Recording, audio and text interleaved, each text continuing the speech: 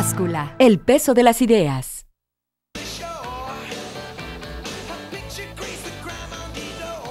Hola, ¿qué tal? Muy buenas noches a quienes muy buenas tardes a quienes nos escuchan por 1070 de AM, muy buenas noches a quienes nos verán por C7 Noticias a las 11 de la noche y muy buenos días a quienes nos escucharán a las 6 de la mañana por C7 Radio.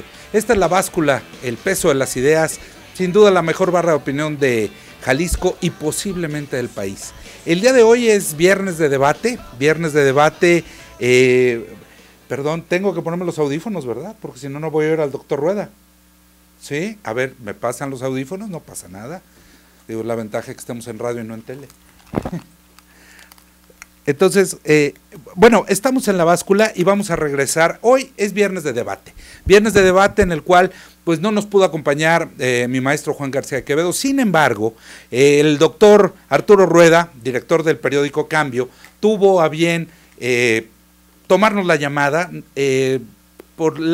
trae una idea muy rara, muy extraña, que bueno, pues yo la verdad no estoy de acuerdo con él, pero pues la verdad es que me encanta debatir con él. Les platico un poco, el doctor Rueda es director del periódico Cambio de Puebla, y es un analista político nacional muy importante, pero bueno, pues siempre es radicaloide, siempre está tirado hacia las causas alejadas del gobierno y esas cosas que a veces tocan algunos de estos periodistas, analistas radicales. Doctor, ¿cómo estás? Buenas tardes, ¿me escuchas? ¿Qué tal, mi estimado Sergio? ¿Cómo estás? Bien, carnal, con el gusto de saludarte, ¿cómo vas? Bien, pues aquí espantado por lo que no te espanta a ti. Espantado. A ver, el doctor Rueda, para nuestros radioescuchas, afirma que existe una crisis de derechos humanos en Jalisco. A ver, doctor, cuéntame, ¿cómo te atreves a afirmar? Digo, no en Jalisco, en México. ¿Cómo te atreves a afirmar eso, doctor? Oye, basta ver solamente el resolutivo del Comité contra la Desaparición Forzada de la ONU, que es uno de los comités más importantes que existe, y que, como bien saben los radioescuchas, los televidentes, la base del sistema internacional de la ONU precisamente es el respeto a los derechos humanos. Si tú recuerdas, los días 2 y 3 de febrero hubo una audiencia en Ginebra, donde el gobierno mandó a toda su plana mayor, mandó a sus secretarios de Relaciones Exteriores, y todo cuanto agente estaba en la mano, porque querían evitar precisamente la condena de este comité respecto al tema de la desaparición forzada, no solamente basado en el tema de los jóvenes estos de Ayotzinapa, sino, bueno, pues en las más de 20 y tantos mil desapariciones que ocurrieron en el sexenio de Felipe Calderón y los más de 9,000 desaparecidos que van en este sexenio de Enrique Peña Nieto. Pues sus esfuerzos resultaron inútiles porque se dio a conocer en la voz de Reiner Hule, el miembro del comité, el relator sobre el caso México, algo que parece el profundo análisis del obvio, Sergio, y que a muchas personas como tú pues ni le inmuta, pero que en realidad nos hace parecer a los ojos del mundo como una nación de cavernarios, y no de cavernarios galindos, sino de cavernarios de los de a de veras. ¿Por qué? Porque dice que las desapariciones forzadas hay una cifra que es incalculable y que la mayoría de ellas quedan impunes, lo cual no puede hacernos parecer un país desarrollado o una sociedad de tipo desarrollado cuando hay una violación flagrante al tema de los derechos humanos en México. Ya reaccionó la Secretaría de Gobernación, ya dio una respuesta oficial, y algunos medios lo están titulando como que México hace berrinche porque dice, la ONU no aporta ningunos elementos adicionales a la realidad que ya se conoce en el país. Por eso te digo que parece que esto es el profundo análisis del obvio. Sí, todo mundo tenemos un desaparecido cerca, ya sea un amigo, un compañero del trabajo, un familiar, y todo el mundo sabemos que es una historia que difícilmente se resolverá, a menos que un día te pase como en Iguala, que acabas con fosas comunes, donde aparecen cientos y cientos de muertos. O como en Tamaulipas, o como aquí mismo en Jalisco, en Ocotlán. O sea,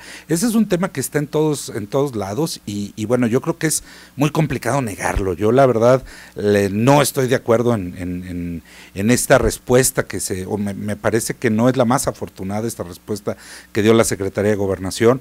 Sin embargo, de eso, o sea, el hecho de que en algunas regiones del país exista o no se sepa de manera clara quiénes son los buenos y quiénes son los malos, y que haya autoridades vinculadas con el crimen organizado o que el crimen organizado se haya vuelto la autoridad en ciertas regiones del país.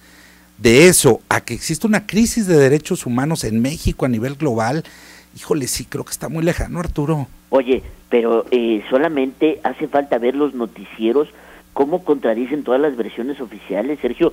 Un día nos dicen, Tamaulipas ya está muy bien, ya está pacificado, el progreso llegó a Tamaulipas, y pasan 2 semanas y otra vez se desatan las balaceras, sí. Los medios de comunicación son coaccionados, periodistas son asesinados en este país, y luego pasa el tiempo y nos dicen, no, en Veracruz ya está todo tranquilo, ya como estaba en el sexenio de Fidel Herrera con los Zetas, ahora con Javier Duarte todo está muy bien. Y no lo están acabando de decir, y otra vez se desata la balacera, y otra vez aparecen cadáveres, y otra vez hay periodistas asesinados. Y bueno, pues digo, los casos más evidentes parecen ser obviamente Guerrero, donde bueno, pues es un hoyo negro sin fin, Michoacán, donde también el problema es que tapan un hoyo y se abre otro. La gente, el gobierno nos dice, ya logramos pacificar esta zona, y de repente pasan 2 o 3 semanas y el diablo se vuelve a levantar. El sí. caso es que es una historia sin fin, cuando no es Guerrero, es Tamaulipas, es Veracruz, es Jalisco, y así nos vamos dando una sí, San Luis Potosí, Durango, Coahuila, parece como que se le aplica el random, ¿no? No, parece que es el mismo problema, solamente parece que los criminales, por eso son crimen organizado, están más organizados. ¿Alguien lo dijo alguna vez? ¿Te acuerdas de un subsecretario que dijo eso? Arturo, nos tenemos que ir a una pausa, sin embargo, dejo en stand-by el tema, no, sigue sin convencerme todavía, pero vas en camino. Dame un minuto, vámonos al corte y regresamos ahorita a La Báscula, el peso de las ideas, sin lugar a duda, la mejor barra opinión de Jalisco y posiblemente el país. Gracias.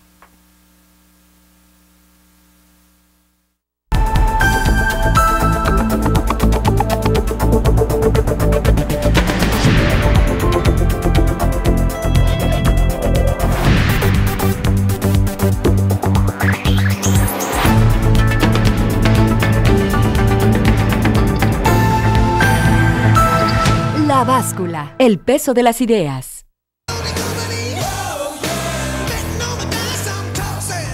Regresamos a La Báscula, el peso de las ideas.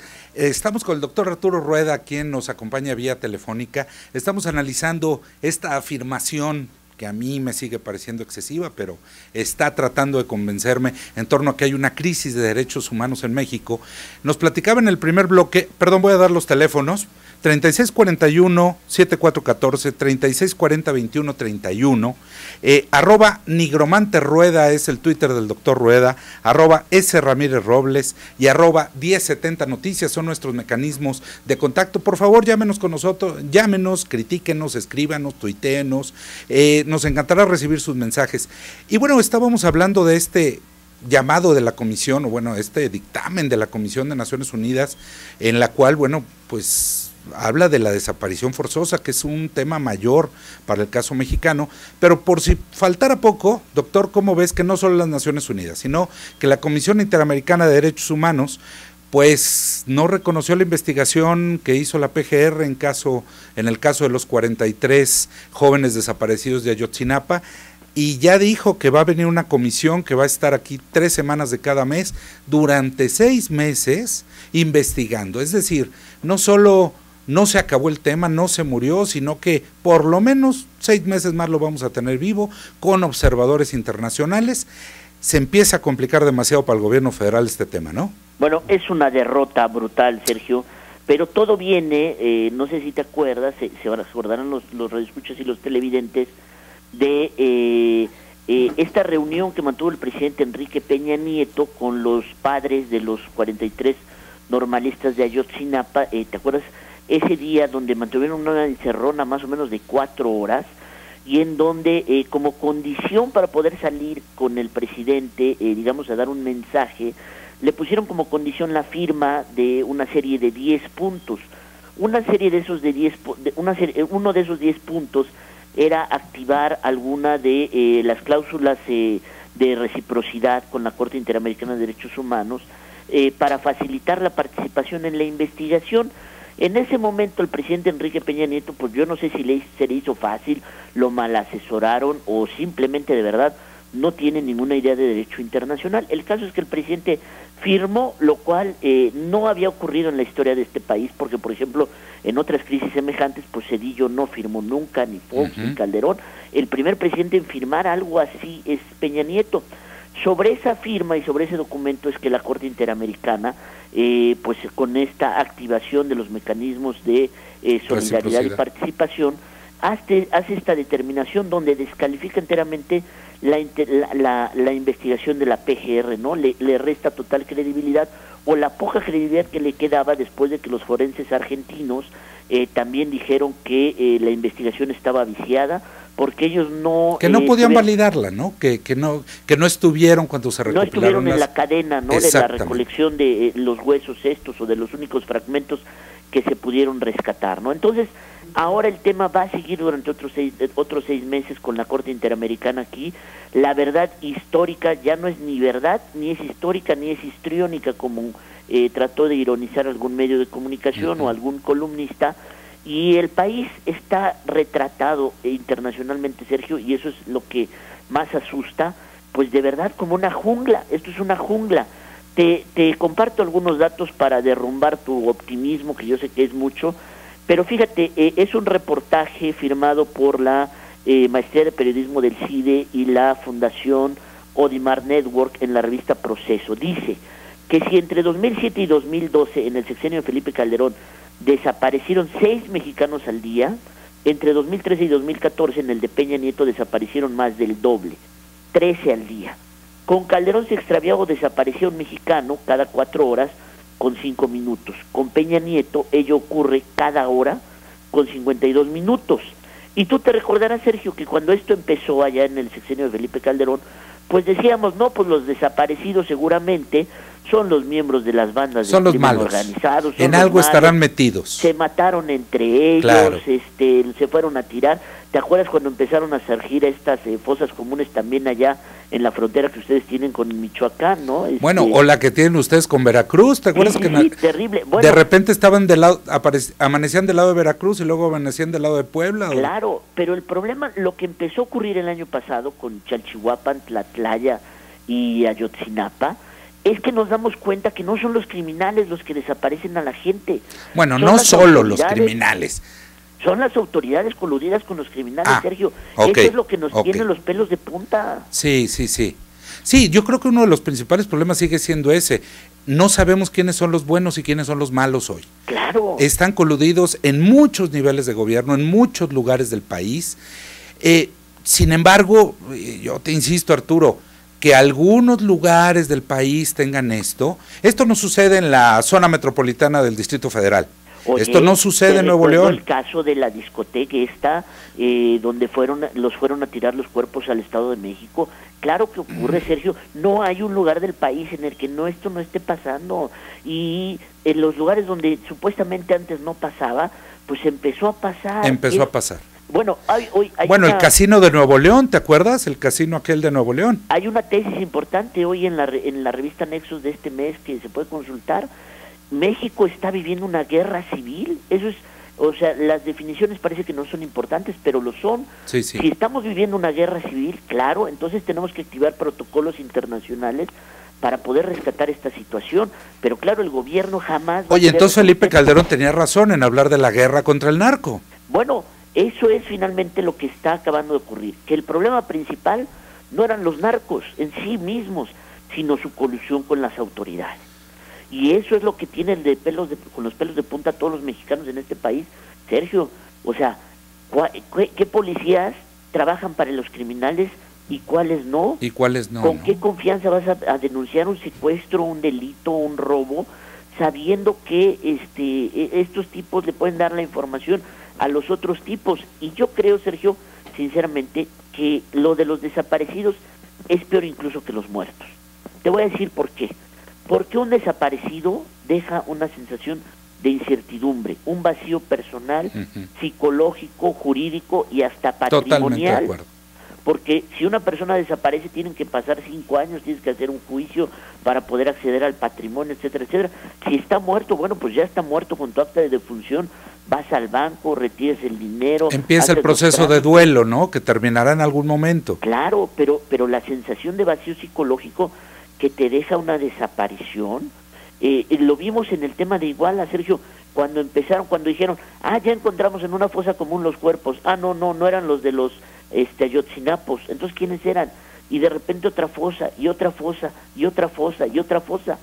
Y algunos medios de comunicación empezaron a entrevistar a la gente que no había hablado ahí durante muchos años por miedo, y empezaron a contar historias pavorosas, ¿no? De cómo habían empezado las extorsiones, de cómo a mitad de la noche, pero también a mitad del día la gente desaparecía, y pues la gente se quedaba diciendo con la onda, bueno, pues pues ya se lo llevaron, y trataban de seguir adelante, y de repente fueron apareciendo. Bueno, no hubo hasta un sacerdote del Congo que venía en una misión internacional, estaba ahí en Guerrero, y también fue encontrado en estas fosas comunes.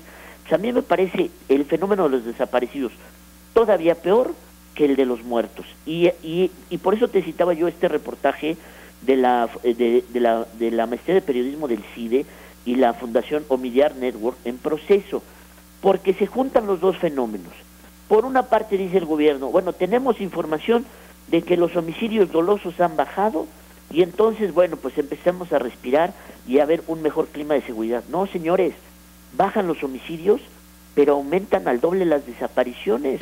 O sea, estamos viviendo la situación igualmente, mesmamente, pero peor. Arturo, tenemos que irnos a una pausa, vamos dejando el reportaje aquí, vamos a continuarlo, y también quisiera que no se nos olvidara,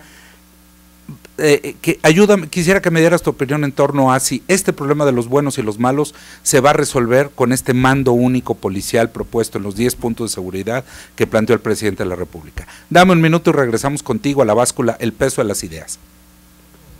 Sí.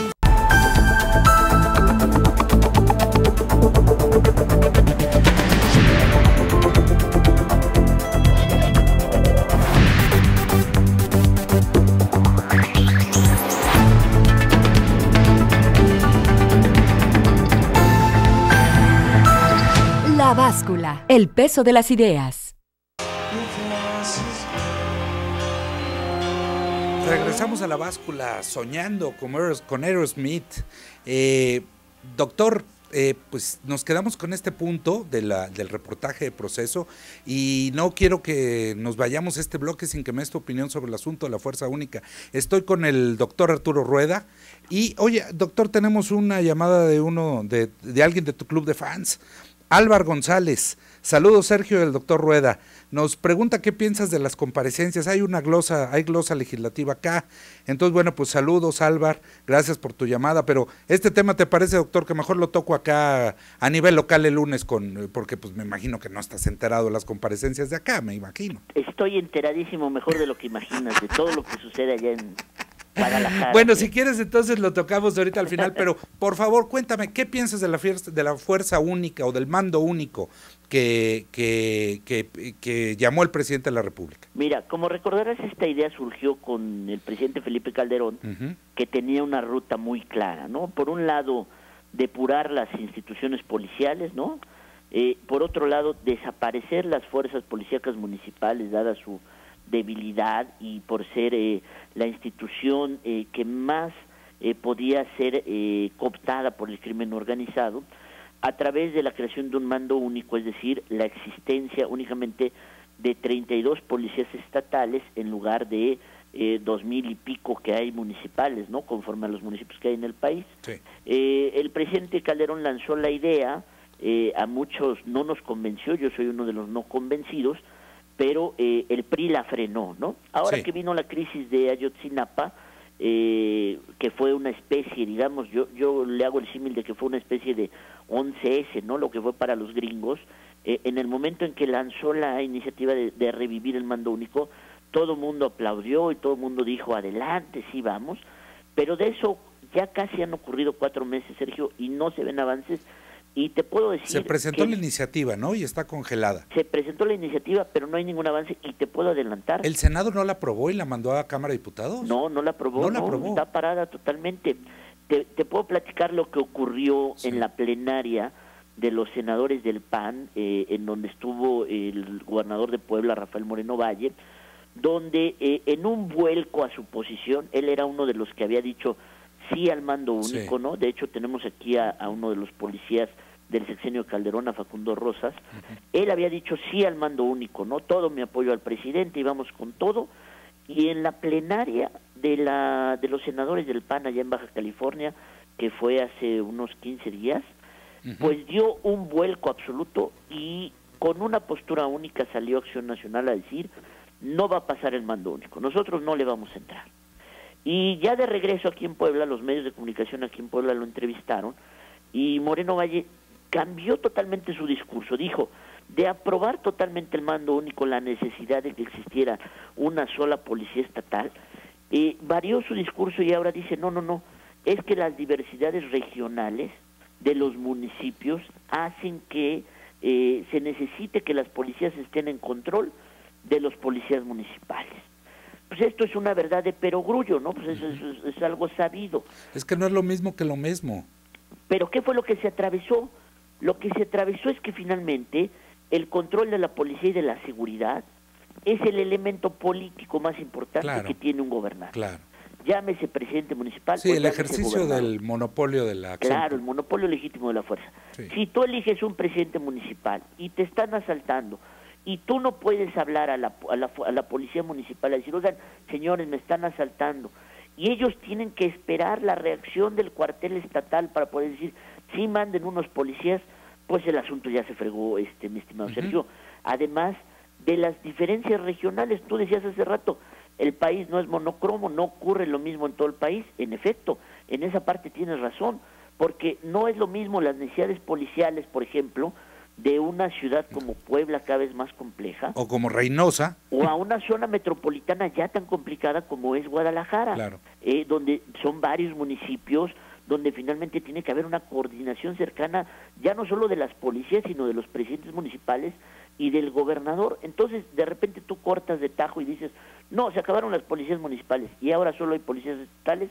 A mí lo único que me parece que es alargas la cadena de responsabilidades, porque vamos a pensar que ocurre una desgracia en alguno de los municipios. ¿Quién va a ser políticamente el responsable? Pues si se aprobara la iniciativa del mando único, el Ministerio del Interior, ¿no? El secretario de Gobernación. Sería el secretario de Seguridad Pública estatal el que tendría que responder por lo que pasó de la seguridad pública en el municipio de Teojomulco. Pues es una locura, Sergio. Pues eso no puede ser. O sea, bueno, para un país federal sí suena muy complicado de operar. Suena muy complicado muy de complicado. operar. En un país centralista como Francia, como los europeos, que tienen mandos únicos, que tienen la gendarmería y demás, pues es entendible. Pero en un país federalista con tantas especificidades, pensar que la gente de Zacatecas va a reaccionar como la de Oaxaca o la de Veracruz, como la de Sinaloa, pues es imposible. Bueno, a ver, ya acabas de tocar un excelente punto. Oaxaca. ¿Qué está pasando ahorita en Oaxaca? Que son los policías estatales los que están en rebelión, tomaron un cuartel. Sí. Y hay un enfrentamiento entre federales, estatales y el ejército. O sea, los como ha habido en Durango y en Coahuila varias veces. Pues, ¿te acuerdas de aquella vez que llegó la policía municipal de algún municipio en Coahuila, Gómez Palacio creo que fue, y rescató a unos criminales que tenía detenida la Policía Federal? Claro. O sea, pues es absurdo. Ahora, el decir no al mando único no nos resuelve el problema. O sea, el problema es que tenemos policías municipales, no, a lo mejor no se ven las grandes ciudades como Guadalajara, como Puebla, como Nuevo León, como en Monterrey, pero sí, sobre todo, se ve esta infiltración en los municipios más pequeños, y me parece que es donde ahí sí acierta el diagnóstico, son los más débiles, ¿no? Por ejemplo, yo personalmente nunca había escuchado un municipio que se llamaba Cocula, en Guerrero. ¿Tú lo habías escuchado? Yo no. Bueno, hay un Cocula, Jalisco, de donde es el mariachi. Ah, bueno, no, pero yo me refiero al Cocula de Guerrero no. Porque el de Cocula de Jalisco es muy famoso. Sí. Pero el Cocula de Guerrero yo jamás lo había escuchado nombrar hasta la crisis de Ayotzinapa, ¿no? Y entonces tú dices, bueno, o sea, los policías de una ciudad media, de mediano nivel, como Iguala, estaban coludidos, ¿no? Pero resulta que todos los policías del municipio de Cocula, que sí es un municipio muy pequeñito, ahí sí eran todos los que estaban ahí. Entonces, hay un equilibrio ahí, hay que tratar de buscar un equilibrio ahí muy complejo entre qué pasa con los municipios grandes, los medianos, los chicos, pero sobre todo lo que falla en esa cadena de municipios grandes, municipios chicos, municipios medianos, es la cadena de la inteligencia, del trabajo de inteligencia de las fuerzas federales. Y que finalmente eso es lo que se le reprocha al gobierno federal. Oye, tenías ejército ahí, tienes CISEN ahí, tienes policía federal ahí, ¿cómo no estabas enterado que los criminales habían comprado o la presidencia municipal, en el caso de Iguala, o habían comprado a la Secretaría de Seguridad Pública Municipal de Cocula? Eso es lo que es la ineficiencia para descubrir dónde están los buenos y dónde están los malos, que era tu pregunta inicial. Sí. Arturo, nos tenemos que ir a una pausa. No quiero que nos vayamos o que termine el programa sin que me des tu opinión sobre el caso hablando del ejercicio de la violencia legal, esto que pasó con el mexicano asesinado por policías en Pasco, Washington, ¿no? Que está siendo un problema, pues ya... Pues nunca nos vamos a enfrentar diplomáticamente a Estados Unidos, pero pues por lo menos ya hubo reacciones y creo que es un tema que me gustaría tener tu opinión. Regresamos en un minuto contigo, Arturo Rueda. Gracias. Sí.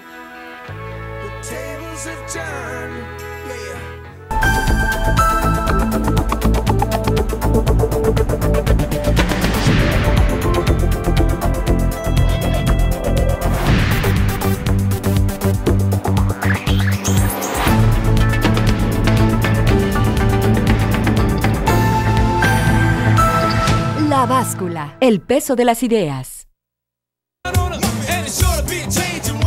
Regresamos a la báscula, el peso de las ideas. Estamos con el doctor Arturo Rueda vía telefónica.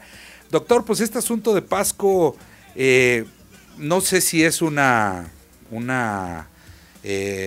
bolsa de oxígeno, un tanque de oxígeno para el gobierno federal que puede intentar de manera medianamente fácil, si es que se anima a decirle algo a los gringos, pues tratar de desviar la atención con un tema como este que siempre es muy rentable para la opinión pública. Defender a los connacionales en el extranjero siempre es rentable. Lo que me preocupa es que vayan a mandar a defender al mismo equipo que fue a Ginebra. Oye, mira, yo creo que este tema nos permite redondear el asunto con el que empezamos. Te voy a decir en qué aspecto, ¿no? Esto que ocurrió en Pasco, ¿no? Con este migrante michoacano, por supuesto es una desgracia, ¿no? Sí.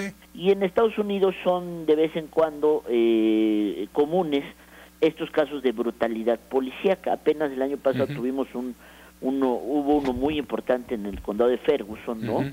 Y estos casos de brutalidad policíaca sobre todo ocurren contra minorías, ¿no? Es difícil que le toque a un blanco, ¿no? Sí. O son negros o son latinos a los que siempre llevan la peor parte, ¿no? Es muy difícil que un policía le dispare o golpee con fuerza desproporcionada a un ciudadano norteamericano blanco. Eso sí, con las minorías se dejan ir, pero de bonito, ¿no?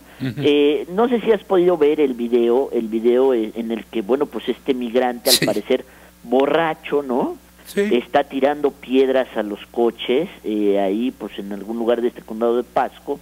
Los policías llegan entre lo que es la briaga, ¿no?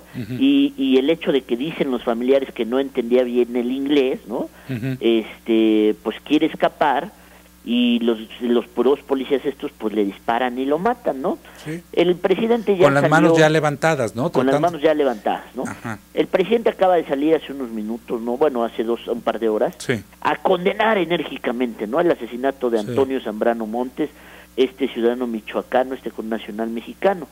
Pero yo aquí la pregunta que te hago y que le hago a los radioescuchas es: ¿podemos exigir afuera lo que no damos en casa? Es decir, ¿cómo podemos exigirle a Estados Unidos que respete los derechos humanos de nuestros connacionales en Estados Unidos si la ONU nos está declarando un país violador de derechos humanos, ¿no? Bueno, son dos cosas. Sergio, son cosas que entiendo el eufemismo, pero, o sea, es la obligación del presidente, de la Secretaría de Relaciones Exteriores, lo tiene que hacer. Pues ellos intentan obtener un rédito político, claro, pero la realidad es que los gringos se van a reír, y se van a reír conforme a estas, precisamente estas declaraciones de la ONU. Por eso son tan graves estas condenas en los organismos multilaterales. Y a diferencia de lo de Ferguson, aquí no vemos a la comunidad mexicana saliendo a manifestarse, ni están, como pasó con la comunidad afroamericana, ¿eh? Pues lo están tratando de hacer un poco, ¿no? Hay información ahí de que los familiares ya pidieron una investigación, los agentes ya fueron suspendidos, pero pues, la realidad es que también un mexicano que no sabe hablar inglés y briago, pues honestamente pues no vale mucho en Estados Unidos. Entonces es muy difícil que se genere una reacción como la que hubo en Ferguson el año pasado. Claro. Pero vuelvo al mismo punto, ¿no? Entonces, el presidente puede decir lo que quiera y la Secretaría de Relaciones Exteriores también. Pero lo único que provocan en Estados Unidos con esta serie de posturas, pues es prácticamente risa, porque no somos un país que tenga calidad moral para exigir el cumplimiento de derechos humanos. Esa es la realidad. ¿Por qué? Porque nos acaba de condenar la ONU, el Comité de Desapariciones Forzadas. Entonces, yo quiero ver qué autoridad, qué Secretaría de Estado se va a pronunciar o le va a responder al presidente, pues lo van a dejar en el vacío. El presidente lo que quiere es verse como un héroe aquí en México, que se envuelve en la bandera mexicana para defender a los derechos de los connacionales. Es pura y vil propaganda, Sergio, en una situación de crisis como la que se encuentra, me parece. Oye, Arturo, a ver, ayúdame para que los radioescuchas y los televidentes podamos entender ¿qué es este asunto de la desaparición forzada? Porque no es un término que tengamos en México, por desgracia, digo, no sé si por las buenas o para bien o para mal, no sé si lo tengamos tan claro que es este asunto de que nos condenen por desaparición forzada o que haya desaparición forzada en México. Bueno, la desaparición forzada no es un delito en México, o sea, para empezar. Para empezar. Vamos a empezar con el hecho de que existe. Tan es extraño en México el tema que ni siquiera está en los códigos. Porque forma parte de la naturalidad política del mexicano. Fíjate, tú te acuerdas de ese término, la guerra sucia, que se acuñó en los años 70, donde sobre todo se practicó en el estado de Guerrero, ¿no? Con las guerrillas estas de Genaro, Lucio Cabañas, Genaro Vázquez. No, y en Jalisco con la Liga 23 de septiembre. Y en Jalisco con la Liga 23 de septiembre. Y en Nuevo León, o sea. Especie de tradición, ¿no? Los disidentes violentos del sistema político no son ni condenados ni metidos en una cárcel. Desaparecen. ¿No? Sí. Ahora, el problema como es Condorito, plop. Esta modalidad de desaparecidos se mueve al ámbito de los criminales, ¿no? Y lo que platicamos hace un momento, los efectos jurídicos de la desaparición forzada, ¿no? Es decir, hay una desaparición, bueno, si tú quieres llamarla no dolosa, ¿no? Cuando una persona sufre un accidente, queda encerrado en una caverna, etcétera, etcétera, etcétera. Sí, se pierde en el Pico de Orizaba. Se pierde en el Pico de Orizaba, pues ok, fue una situación. Aquí el delito de desaparición forzada implica precisamente el elemento del dolo, ¿no? Es decir, una persona que te secuestra en contra de tu voluntad y tus rastros jurídicos, económicos, psicológicos. Y tiene que ser la autoridad, ¿no? O sea, la desaparición forzada la hace la autoridad, si no es secuestro. No necesariamente, fíjate, no necesariamente lo hace la autoridad. Incide la autoridad, o sea, puede ser un agente del delito, pero la desaparición forzada, por ejemplo, ¿te acuerdas lo que ocurrió en las dictaduras latinoamericanas? No eran precisamente los militares los que lo hacían, sino eran estos guardias blancas, halcones, ¿no? Esta especie de halconas o guardias blancas, agentes vestidos de civil, etcétera. Sí, grupos paramilitares. Grupos paramilitares, exactamente es la mejor definición. Entonces, estas sobre todo son comunes en conflictos que vive un país, en una guerra civil, en un alzamiento, en una rebelión, en una dictadura, etcétera, etcétera, etcétera. Y es célebre, por ejemplo, la condena de la ONU en el caso de las desapariciones forzadas en Chile, ¿no? Lo que movió precisamente el andamiaje jurídico y democrático para esta transición de Pinochet. El gobierno teme que esta condena de la ONU lleve a que no los grupos mexicanos, porque tú sabes que los grupos mexicanos de derechos humanos pues a veces son tirados a locos, ¿no? Pues estos son unos loquitos. Sí. El problema no está en México, el problema está en Washington. Claro. donde los lobbies de derechos humanos son poderosísimos. Sí. Y condicionan los apoyos financieros de muchos temas.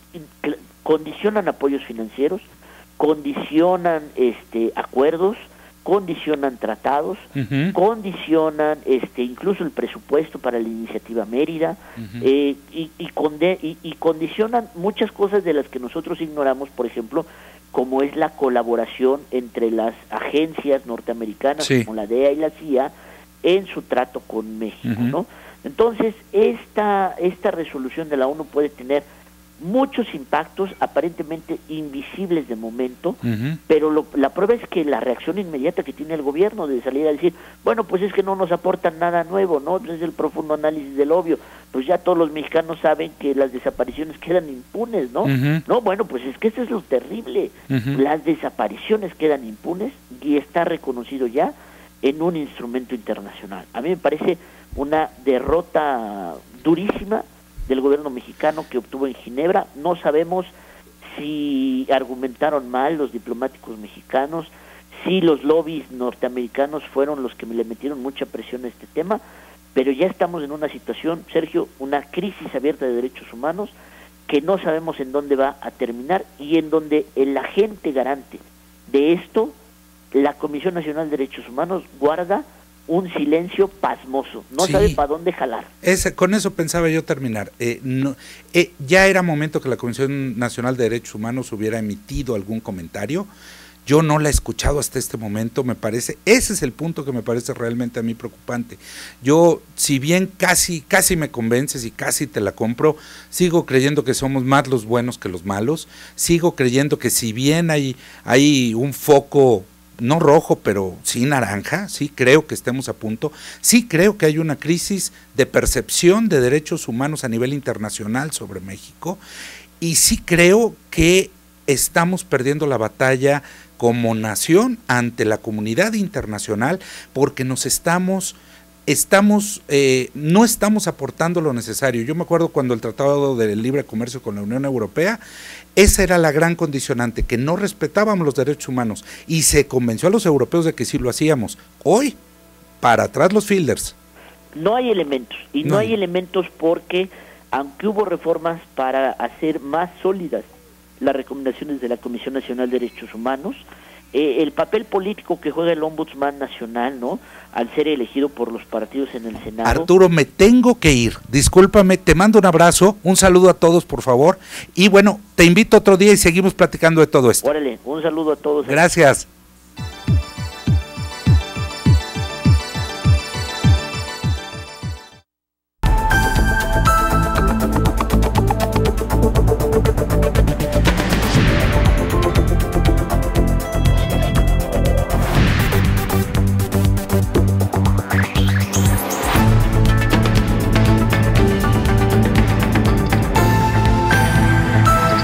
La báscula, el peso de las ideas.